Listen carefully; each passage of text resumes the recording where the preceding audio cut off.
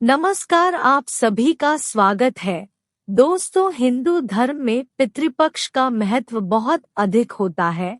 हमें पितृपक्ष में कुछ ऐसे कार्य करने चाहिए जिससे हमारे घर में पितृशक्ति का वास हो। पितरों को प्रसन्न करने के लिए गरुड़ पुराण में भगवान श्री कृष्ण ने बहुत ही महत्वपूर्ण उपाय बताए। भगवान श्री कृष्ण के अनुसार पितरों की संतुष्टि के लिए सर्वोत्तम उपाय है दान करना। यदि गाय का दान किया जाए तो कई गुना अधिक फलों की प्राप्ति होती है। दोस्तों, गाय को मारना शास्त्रों में सबसे बड़ा पाप माना गया है। दोस्तों, भगवान श्री कृष्ण को गायों से विशेष लगाव था। उन्हें गौ माता बहुत अधिक प्रिय थे। श्री कृष्ण के अनुसार गायों की सेवा करना ही सर्वश्रेष्ठ धर्म है। इससे बड़ा पुण्य का कार्य संसार में दूसरा कोई नहीं। कलयुग के अंत का लक्षण बताते हुए श्री कृष्ण कहते हैं, जब संसार से गाय समाप्त हो जाएंगे तब कलयुग का अंत होगा। जो मनुष्य कलयुग में भी गाय की निस्वार्थ भाव से सेवा करेगा वह सुख समृद्धि प्राप्त करेगा। जो स्त्री रसोई में बनी पहली रोटी गौ माता को खिलाएगी वह सदा सुहागन और सौभाग्यशाली रहेगी। जो लोग अपने घर में गाय से प्राप्त पंचगव्य को घर में रखेगा उसके घर में कभी दुख दरिद्रता नहीं आएगी। दोस्तों, हमारे धर्म के सभी शास्त्रों में गाय की सेवा को ही सर्वश्रेष्ठ माना गया है। जो व्यक्ति प्रतिदिन किसी न किसी तरह से गौ माता की सेवा करता है वह सबसे अधिक पुण्यवान बन जाता है।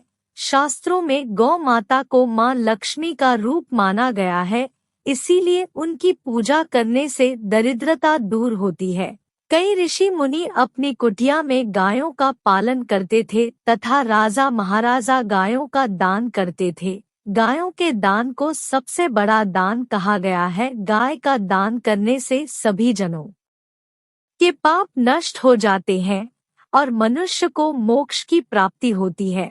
गाय के किस अंग को स्पर्श करने से दरिद्रता दूर होती है आदि के बारे में हमारे शास्त्रों में बहुत ही महत्वपूर्ण ज्ञान दिया गया है। शास्त्रों में कहा गया है कि यह चीज गाय को कभी नहीं खिलानी चाहिए, इससे मनुष्य के जीवन में दुर्भाग्य आता है और उसे किसी भी कार्य में सफलता नहीं मिलती है।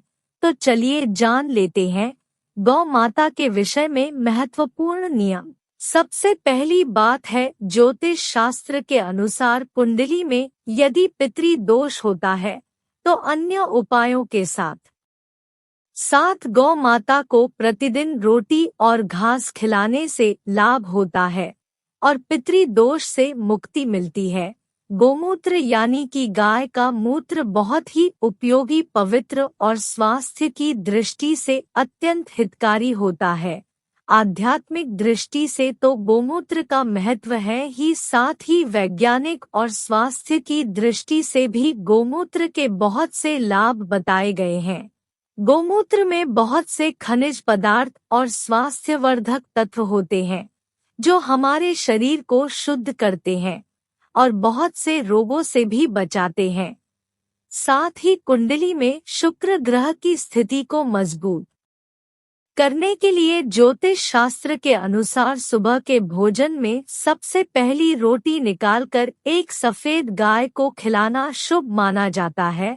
अगर आपकी कुंडली में बुध ग्रह कमजोर है या आपको किसी कारण इसके दुष्प्रभाव झेलना पड़ रहे हैं तो हर बुधवार के दिन गाय को हरा चारा खिलाना शुरू कर दें।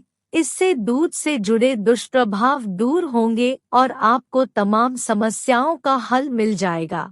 अगर किसी व्यक्ति के जीवन में विवाह आदि मांगलिक कार्यों में विघ्न निर्माण हो रहे हैं तो उन लोगों को कुंडली में बृहस्पति ग्रह की स्थिति को मजबूत करने के लिए रोटी पर गुड़ और चने रखकर गाय को खिला देना चाहिए। इससे आपको शुभ परिणाम प्राप्त होते हैं।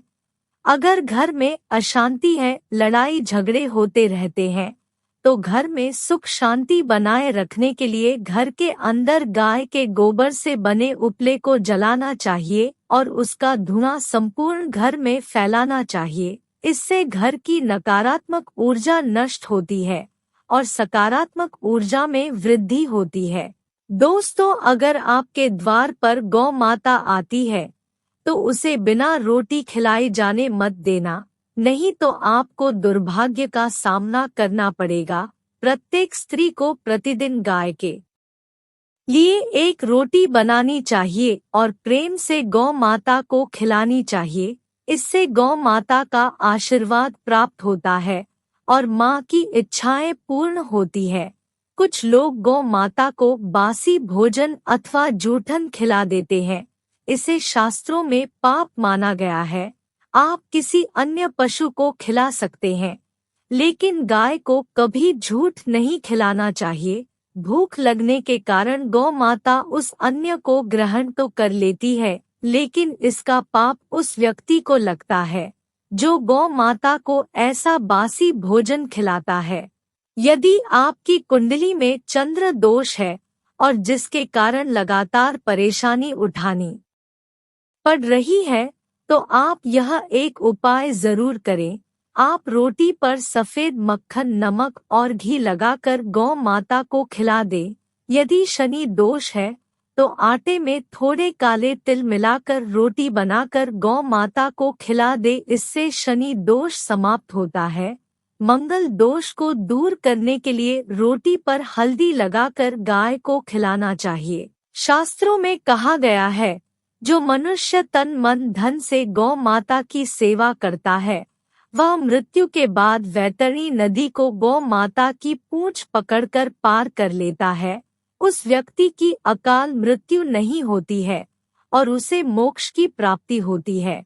तो दोस्तों, इस प्रकार से आप सभी गौ माता की सेवा जरूर करें। उम्मीद है आपको यह जानकारी अच्छी लगी होगी। तो वीडियो को लाइक जरूर करें और कमेंट में जय गौ माता और जय श्री कृष्णा जरूर लिखें। साथ ही चैनल को सब्सक्राइब करें। आप सभी का धन्यवाद।